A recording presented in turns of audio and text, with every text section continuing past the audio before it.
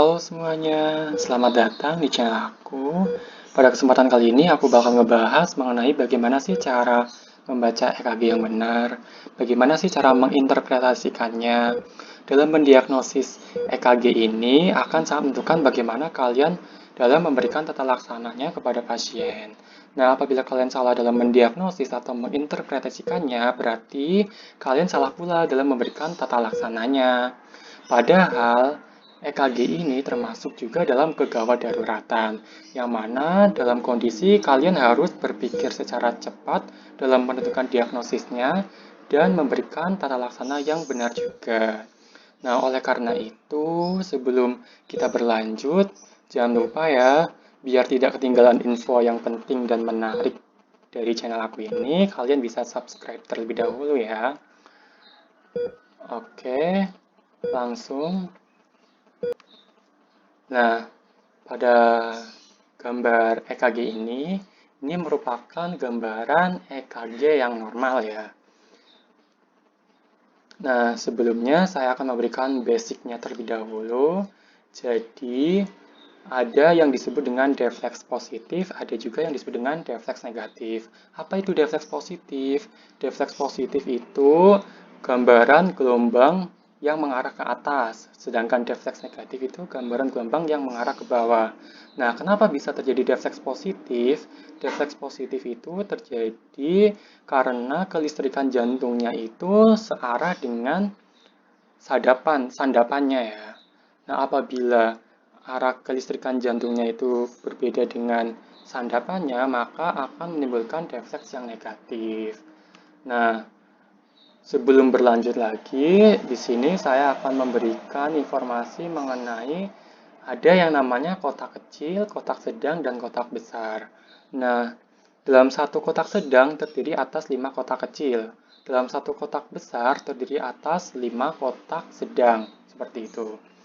Nah, ini yang kecil banget ini berarti kotak kecil. Kalau yang satu kotak ini merupakan kotak sedang. Sedangkan yang besar ini berarti kotak besar. Kemudian dalam satu kotak kecil ini itu ukurannya 1 mm kali 1 mm, yang mana lebarnya itu dalam satuan waktu itu 0,04 sekon dan tingginya itu 0,1 mV. Berarti apabila dalam kotak sedang, berarti ini panjangnya atau lebarnya itu 0,20 sekon, sedangkan tingginya itu 0,5 mV. Nah, langsung saja ke bagian interpretasi. Yang pertama yaitu identitas pasien, jangan lupa. Nah, pada identitas pasien ini kalian sesuaikan dengan nama, usia, jenis kelamin, dan waktu perekamannya apakah sudah sesuai dengan pasien tersebut atau belum. Nah, setelah itu bisa dilihat kalibrasinya. Nah, pada kalibrasi ini yang dinilai apa saja? Validation marks. Nah, validation mark itu tanda. Jadi, tanda sebelum EKG itu mulai berlangsung itu. Nah, validation marks ini biasanya kalau tidak di pada bagian kiri ya bisa juga terletak di bagian kanan sini. Nah, ini terletak pada bagian kiri. Nah, ini sebagai penanda. Ini dilihat harus ada. Kemudian dilihat pada EKG-nya apakah ada interferensi atau tidak. Nah, setelah menilai kalibrasi, kemudian langkah selanjutnya yaitu menilai iramanya. Nah, iramanya itu sinus atau asinus. Sinus atau bukan sinus itu. Nah, syarat dari irama tersebut dikatakan sinus itu apa? Yang pertama itu gelombang P, yaitu bakalan positif di lead 2. Nah, ini merupakan gelombang P, dan dia itu positif atau defleks positif di lead 2. Kemudian, dan dia itu negatif juga pada AVR. Nih, dia negatif di AVR. Kemudian, satu gelombang P diikuti satu gelombang QRS. Nah, ini ada gambar yang lebih jelasnya. Seperti ini gambarannya. Ini merupakan irama sinus. Kemudian bagaimana sih ciri dari irama atrial? Nah, irama atrial itu sebenarnya gelombang P-nya itu ada, tapi dia itu bentuknya atau morfologinya itu berbeda dengan irama sinus itu. Nah, ini bisa dilihat yang ini merupakan gelombang P, jadi kan dia itu beda sekali kan dengan irama pada irama sinus ini kan. Nah, itu. Kemudian kompleks dari QRS-nya itu tuh sempit.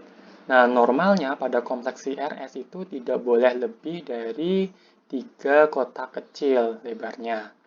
Nah, kemudian ciri dari irama junctional itu tidak ada gelombang P. Nah, pada gambar ini dia itu tidak terlihat sama sekali gelombang P, kemudian kompleks QRS-nya juga sempit. Selanjutnya yaitu irama ventrikular. Irama ventrikular ini gelombang P itu bisa terlihat ya. Dan juga yang terpenting adalah kompleks QRS-nya itu udah pasti melebar, lebih dari 3 kotak kecil. Nah, ini melebar ya. Kemudian yang dinilai lagi selain sinus atau asinus, dilihat juga apakah EKG tersebut merupakan iramanya reguler atau irreguler. Nah, bagaimana cara kita mengetahui apakah itu irama reguler itu bagaimana? Nah, bisa dilihat jarak dari gelombang R ke R. Nah, ini kan gelombang R puncaknya. Nah, dilihat gelombang R ke R, dilihat apakah konstan atau tidak, jaraknya selalu sama atau tidak. Apabila jaraknya selalu sama, berarti ini merupakan irama yang reguler. Apabila jaraknya tidak sama, berarti irreguler. Misalnya pada kasus fibrillation, itu iramanya sudah pasti irreguler. Nah, kenapa sih kita harus tahu reguler atau irreguler? Karena untuk menentukan frekuensi dari jantungnya tersebut. Nah, selanjutnya yaitu menentukan frekuensi dari jantung. Nah, tadi setelah kita mengetahui apakah itu termasuk reguler atau irreguler, kita bisa menentukan frekuensi jantungnya. Dengan cara bagaimana? Apabila iramanya tersebut tadi reguler, maka bisa memilih salah satu langkah. Bisa 300 dibagi jumlah kotak sedang jarak dari puncak R ke R. Nah, pada gambar EKG ini terlihat bahwa jumlah kotak sedangnya ada berapa? 1, 2, 3, kira-kira 4. Berarti 300 dibagi 4, berarti jumlahnya 75.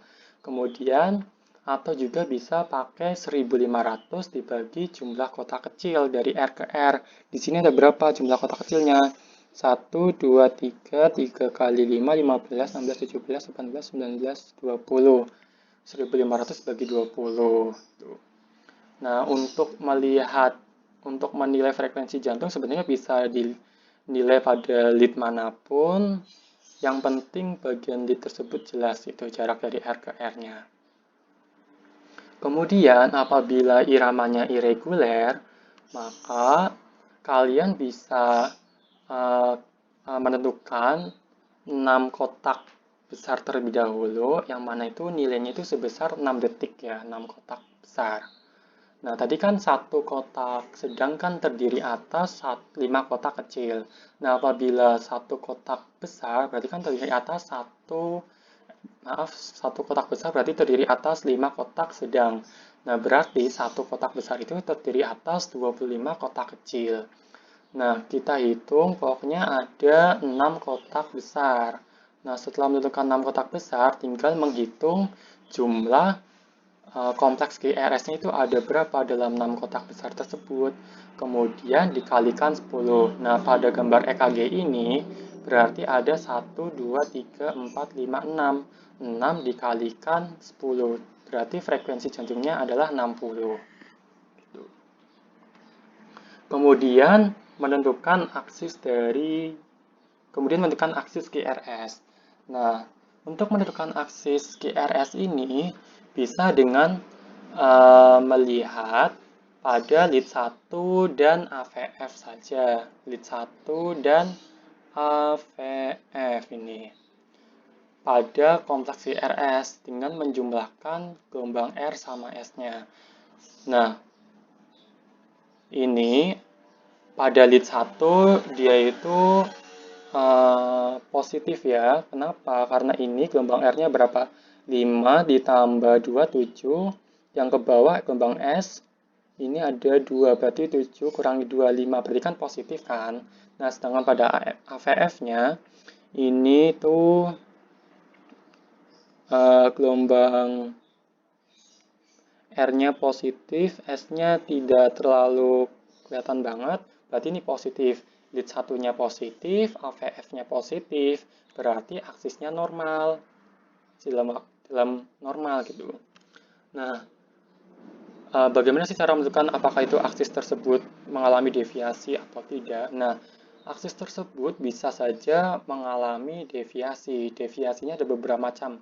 Ada yang deviasi aksis ke arah kiri. Deviasi aksis ke kiri ini apabila pada lead satunya ini dia itu positif, AVF-nya itu negatif.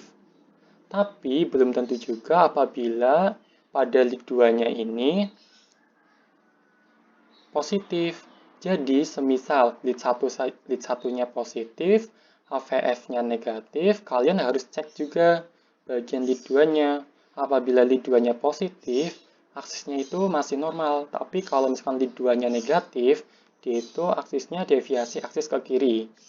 Nah, kemudian kalau misalkan lead 1-nya negatif, lead 1 negatif, kemudian AVF-nya positif, berarti deviasi aksis kanan. Kalau misalkan dua-duanya negatif pada lead 1 dan AVF, berarti udah pasti dia itu deviasi aksis ekstrim. Sini, ke arah sini aksisnya. Kemudian menilai gelombang P. Gelombang P ini normalnya lebar dan tingginya itu kurang dari 3 kotak kecil. Dan dia itu selalu positif pada lead 2 ini. Dan negatif pada AVR. Nih. Kemudian untuk menentukan dia itu normal atau abnormal itu bisa dilihat. Apabila dia itu abnormal, kita bisa lihat pada lead 2 dan V1. Nah, pada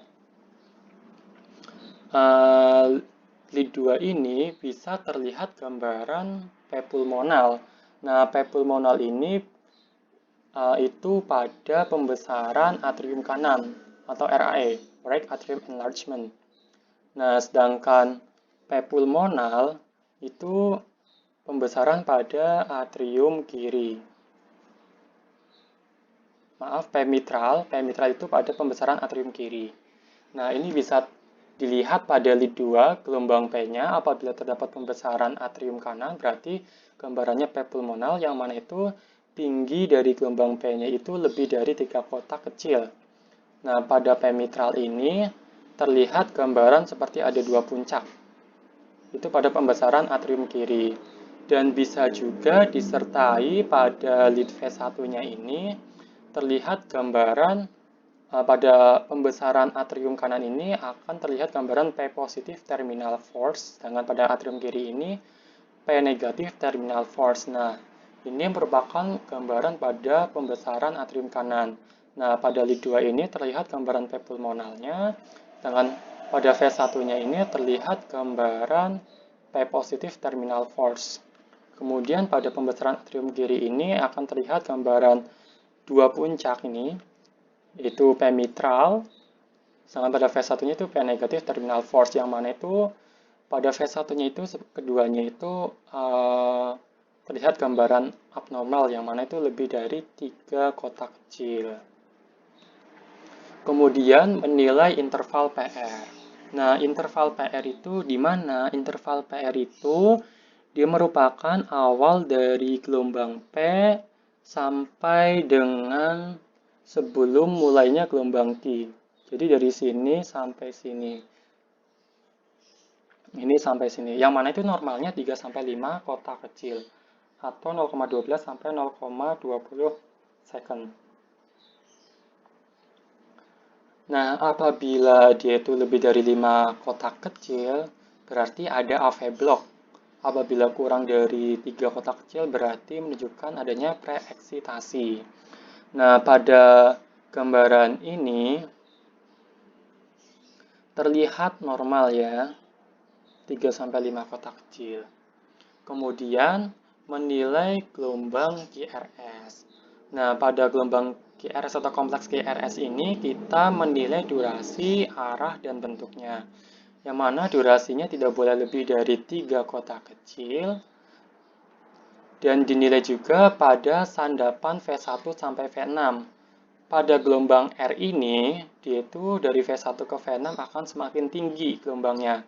Sedangkan gelombang S itu sebaliknya, dia tuh akan semakin menurun. Nah, normalnya seperti itu. Ini gelombang R, ini gelombang S. Kemudian, apabila terlihat gambaran yang aneh pada sandapan V1 sampai V6 ini, kemungkinan curiga adanya pembesaran pada ventrikel atau kita sebut sebagai hipertrofi ventrikel. Nah, untuk menentukan itu hipertrofi ventrikel kanan atau kiri itu, yang pertama, apabila pada hipertrofi ventrikel kanan ini bisa dilihat dengan menilai rasio atau membagi R dibagi S pada V1. Nah, apabila terjadi hipertrofi ventrikel kanan, R dibagi S-nya ini akan lebih dari 1. Nah, di sini terlihat bahwa gelombang R-nya ini sebesar 4, sedangkan gelombang S-nya itu sebesar 10. Berarti kurang dari 1 ya, berarti tidak ada. Kemudian pada V6-nya juga dinilai R dibagi S kurang dari 1. Ini lebih dari 1 ya. R-nya positif, ini lebih dari 1 ya. Kemudian sumbu QRS pada bidang frontal akan bergeser ke kanan. Nah, sebenarnya yang terpenting pada hipertrofi ventrikel kanan ini cuma dilihat R dibanding S-nya saja itu sudah cukup pada V1 dan V6. Kemudian pada hipertrofi ventrikel kiri ini sebenarnya cara-caranya itu cukup banyak ya, tapi yang terpenting ini nih S pada ventrikel kanan itu sandapan pada V1 atau V2, sedangkan ventrikel kiri sandapan pada V5 atau V6. Nah, ini aku ambil ini S, gelombang S ini kan, gelombang S-nya berarti kan 10 pada sandapan kanan V1, misalnya V1. Ini jumlahnya ada 10, sedangkan pada R pada V6 ini jumlahnya kira-kira 13. 10 ditambah 13, 26. Tidak lebih dari 35. Berarti pada EKG ini tidak ada gambaran hipertrofi ventrikel ya. Nah, sebenarnya cara gampangnya apakah itu hipertrofi ventrikel atau tidak ini biasanya pada EKG itu akan terlihat tinggi-tinggi banget gelombang R sama S-nya. Kemudian pada penilaian gelombang QRS juga dinilai apakah ada gambaran RBBB atau LBBB, right bundle branch block atau left bundle branch block. Cara gampangnya itu tinggal dihafalin aja ini gambar seperti ini. Tinggal dilihat pada V1 dan V6.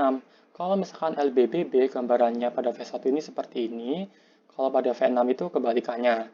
Kemudian kalau pada RBBB itu akan terlihat gelombang baru, gelombang tambahan yaitu R aksen. Nah, sedangkan pada V6 seperti ini. Setelah menilai QRS, kemudian kita menilai segmen ST. Nah, segmen ST ini untuk menilai apakah ada ST depresi atau ST elevasi. Yang menandakan itu adanya suatu iskemik, injury, atau suatu infak akut.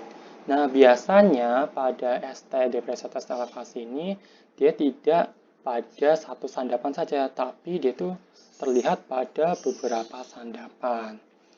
Bisa V1, V2, V3, V4, V5, V6. Bisa seperti itu.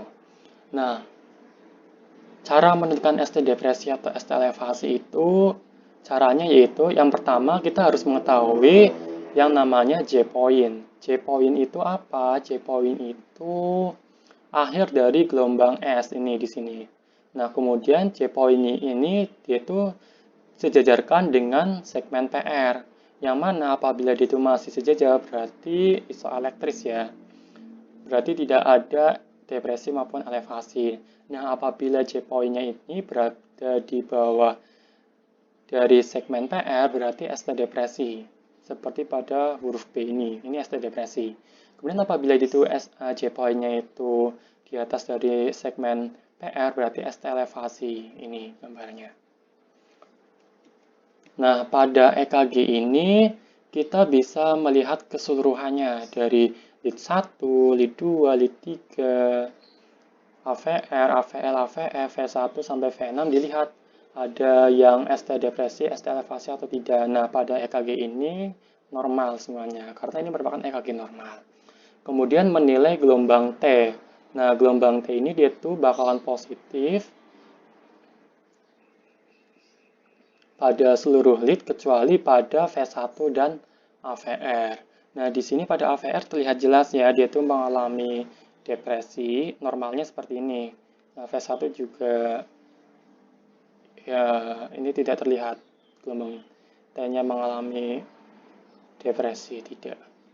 Nah, pada lead lain ini dia itu terlihat jelas nih, ini deflex positif normal berarti ya.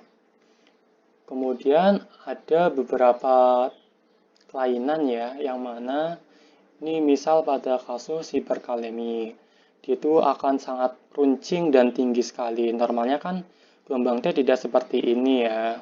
Nah, pada keadaan hiperakut iskemik juga seperti ini abnormal. Nah, ini ada variasi normal yang lainnya seperti ini. Kemudian gelombang U. Nah, normalnya pada EKG normal itu tidak terlihat adanya gelombang U. Nah, penyebabnya itu sebenarnya belum diketahui. Diduga itu akibat dari repolarisasi lambat sistem konduksi interventrikular. Nah, pada EKG ini dia itu tidak terlihat adanya gelombang U. Nah, ini pada kasus hipokalemi, dia itu akan terlihat gelombang U. Bagaimana sih cara mengetahui apakah dia itu gelombang U atau gelombang P? Sebenarnya cukup gampang. Kita lihat setelah kompleks IRS kan gelombang T. Nah, biasanya kalau misalkan EKG normal itu kan habis gelombang T, dia kan ada satu gelombang nanti, yaitu gelombang P. Setelah jeda beberapa detik gitu kan. Nah, tapi kalau misalkan terlihat adanya 3 gelombang di sini, berarti kemungkinan itu adalah gelombang U. Habis gelombang T, baru gelombang U, terus ini gelombang P, seperti itu. Kemudian setelah kita membacakan semuanya, tinggal menyimpulkan apakah dia itu normal atau tidak. Ini karena ini merupakan gambaran EKG normal, berarti kesimpulannya adalah normal sinus rhythm. Nah, kalau misalkan tadi itu iramanya bukan sinus, berarti sebutin asinus. Asinusnya apa? Atrial kah, junctional, atau ventricular. Terus, apakah dia itu frekuensinya normal? Normalnya jantung kan 60 sampai 100. Nah, apabila itu lebih dari 100 berarti takikardi. Kalau misalkan kurang dari 60 berarti bradikardi. Kemudian mendiagnosisnya. Karena ini normal berarti EKG-nya normal. Sudah selesai. Ya, ini kesimpulannya seperti ini. Ini ringkasannya ya. Oke, terima kasih. Semoga bermanfaat ya.